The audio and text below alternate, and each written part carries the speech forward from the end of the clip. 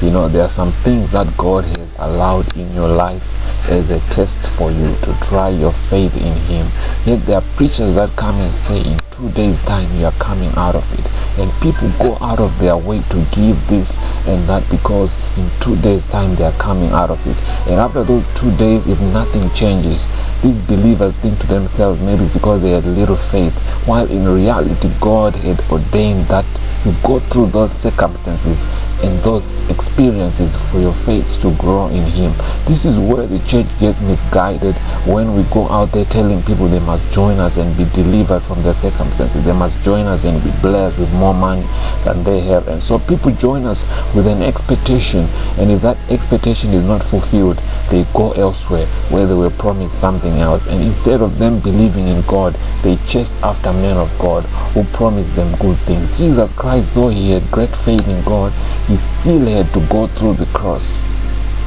Faith does not mean there won't be trouble in your life. Faith means amid those troubles, amid those circumstances, you remain on God's side. Hallelujah. The church that will change the world is the church that will walk in this real faith in God. Not a faith based on cars, not a faith based on houses, not a faith based on what one will benefit from God, but a faith that says, God, I live for you and I will die for you. Amen. And real faith says, if I am believing God for something that will hinder my relationship with Him, I would rather not have it and have God. That is what Jesus told the rich young ruler. He said, if you want to enter the kingdom, you should go and sell all what you have. And the Bible said that man went away sorrowful. Why? Because that was a hard test for him to part with his wealth and riches. And so Jesus was trying to emphasize the fact that you need to get rid of what you value and begin to follow God. And a lot of us today, we are not prepared for this kind of thing. We are not ready for a real faith in God. The spirit of manipulation is dominating our lives, and we only come to church because God will bless us. We only sing in church because God will promote us. We only give money in church because God will give us more. We are doing the right things but for the wrong reason, and we will never get blessed because God is calling us to a place where we believe in Him, and we believe in Him because He's God, not because He's going to do something for us. God is calling us to a place where we believe in Him even if nothing is revealed to our senses. Real faith is not goodies. Real faith is not material possessions.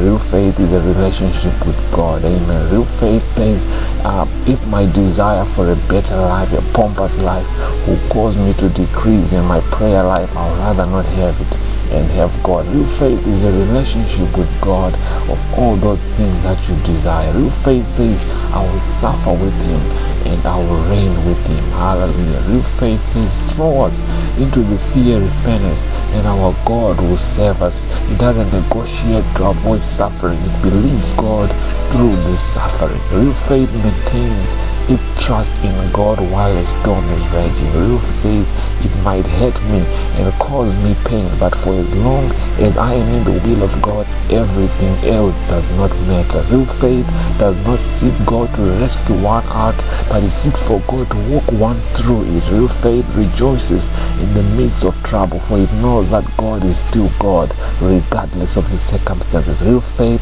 worketh patience in you and tells you to keep holding on even when you are at your lowest point.